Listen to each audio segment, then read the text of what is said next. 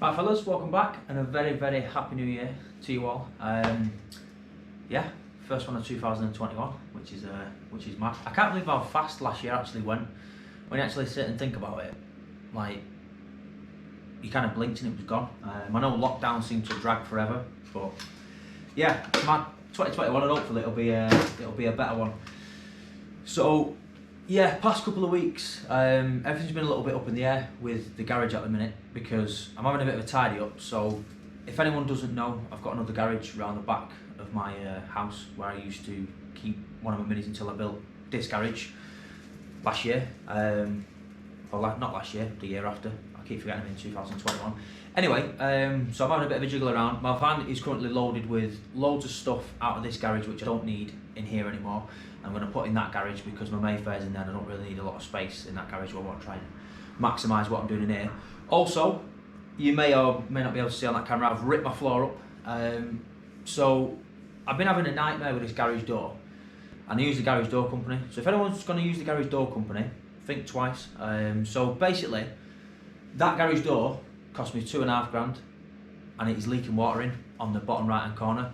I've spoke to him numerous times on the phone and said to him, so on that garage door, I've got a 4 metre wide door, and the actual bottom seal of it must be like 3.9, and it's got like a piece on the end of it where they've not had one full strip. And they said, oh, there's nothing I can do about it, nothing I can do about it. And I'm like, well, the garage is leaking water in. So as you can see from this picture, the garage door is literally just pissing in water. One of the main problems with this flooring is as soon as water gets underneath it, because it's PVC tiles, the water can't evaporate through. So the water's just been leaking in, and it's just been filling up all underneath.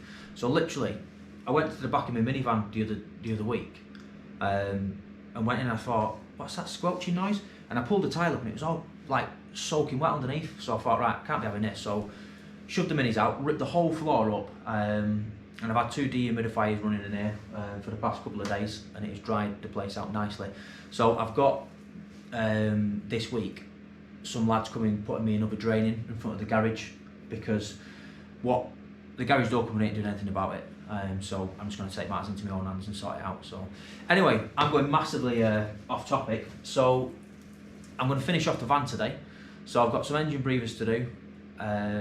What else have I got to do? Got to reconnect the speedo cable, fit the bulkhead blanking plate. I'm going to give the engine bay a little bit of a quick detail. So right, I'm going to quit the waffle and let's just crack on.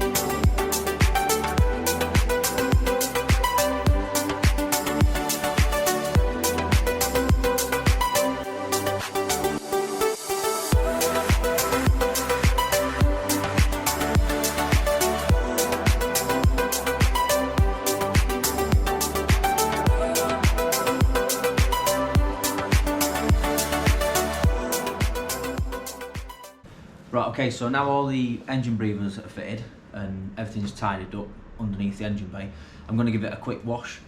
Now, the van's kind of just been sat in here, lingering around with the bonnet open for the last 12 months while I've been kind of doing all the work to it, so it's accumulated loads and loads of dust. And also from when I went out driving it, I had a bit of an I had to get a rocker cover, gasket, weep, which I've now sorted. So there's a little bit of oil and dust and stuff in the engine bay, so I'm going to tidy that up.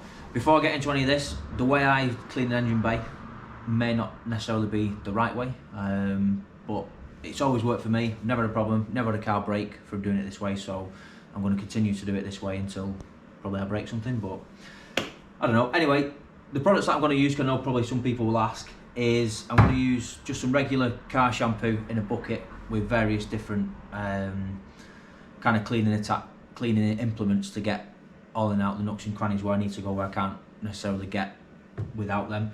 And also I'm going to use some Verso all-purpose cleaner by Auto Finesse, diluted at 10 to 1. So I'm going to spray the engine bay in that first, let that soak as long as possible. I'm going to push the van out. I'm not going to start it up because I want the engine to be as cold as possible, so obviously these products they can kind of dwell on the surface as long as possible without drying out. So yeah, I'm going to do that, and then once I give it a wash, I'll give it a wipe down, and we'll see what it looks like. So I'm hoping it's going to clean up pretty well, so fingers crossed it'll look good when it's finished.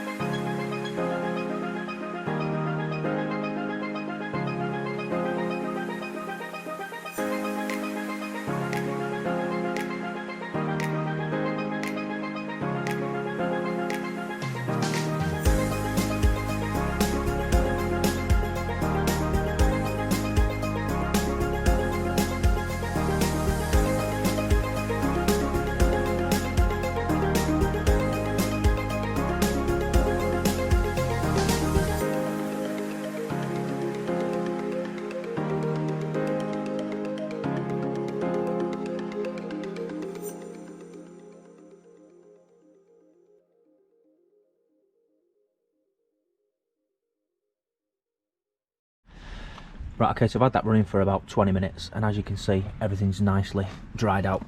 I've got in all kind of the nooks and crannies with a microfiber cloth, but yeah, super happy with that. I have got a few areas that I need to touch up. You see under here where the paint's come off.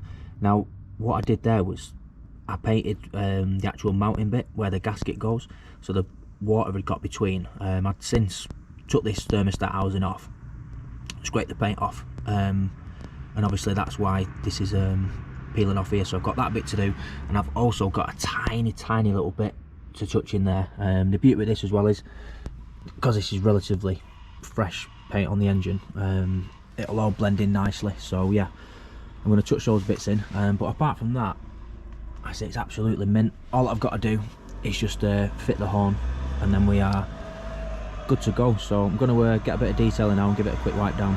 Right, okay, so now all the engine bay is washed off, I had to give it a wash because me being an idiot thought it'd be a good idea to drive around with no clutch housing breather on, so oil had managed to get all over the place, so that needed to come off. So considering my YouTube channel, if you like, is called Classic Mini Details, it's probably about time I did a little bit of detailing. So the product which I've got here, the product in question, is Dressel by Auto Finesse. Now this is like real good stuff. It's particularly good for kind of like heat hoses, anything sort of rubber or plastic it just leaves like a real nice dressing on it. It's not too glossy. Like, I know you can get some products where like you smear it on, it just look like someone's painted it with like a varnish. It's that shiny. So basically, how I apply this is I put a couple of squirts onto a slightly damp microfiber cloth. It's got to be slightly damp. If it's not slightly damp, it doesn't work the same. I don't know why. And then basically, literally, what I do is I just wipe the product onto the hoses. And I don't know if you can see from that picture, it just leaves like a real nice finish. It doesn't look like undressed rubber.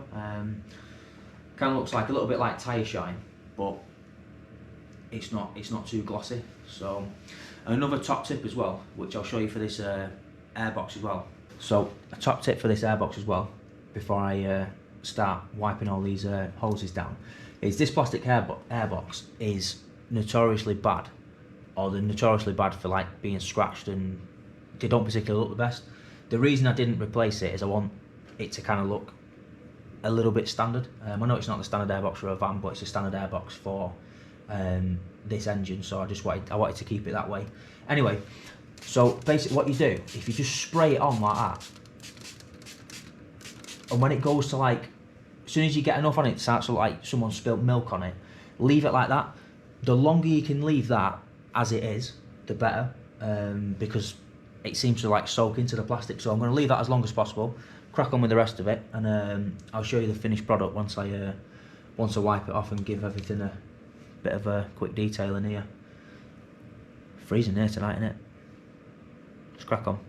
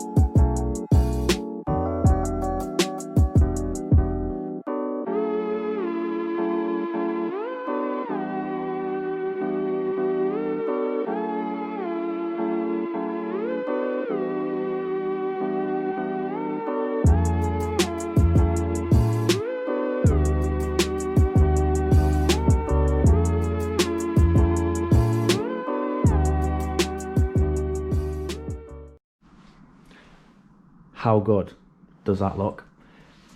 I am absolutely over the moon with this engine bay. Months and months I've put into that, but yeah, now it's all wiped down and all cleaned up. I'm so happy with that. It just looks absolutely perfect. Buzzing with that. Right, okay. How good does that look? It is almost perfect. Yeah, super happy with that. So like I say, I wiped all the rubbers and plastic down with Dressel, and then the product that you've just seen me use is like a spray wax. The reason I've done a spray wax is it just gives a little bit of protection to the painted surfaces on the inside of the engine bay, and it's dead easy to do, so I just think, why not? A lot of people probably think it's a little bit extreme what I'm doing, but in my eyes, if you're doing something on your car and you're not trying to do it to the best of your ability, I know some people say it's pointless having a perfect car, but in my eyes, if you want your car to be what you want it to be, then does it really matter? So yeah, I'm super happy with that. So right, I'm going to wrap this one up. I don't know what video will be next, because like I say, I'm waiting for the drains to be done this week, and then fingers crossed, well, next week I can get all the floor back down and have a jiggle about. I'm gonna put this minivan in my other garage, pull my Mayfair out, because a couple of little jobs I want to do on that. So yeah, plenty to be cracking on with, but until next time guys, I shall see you later.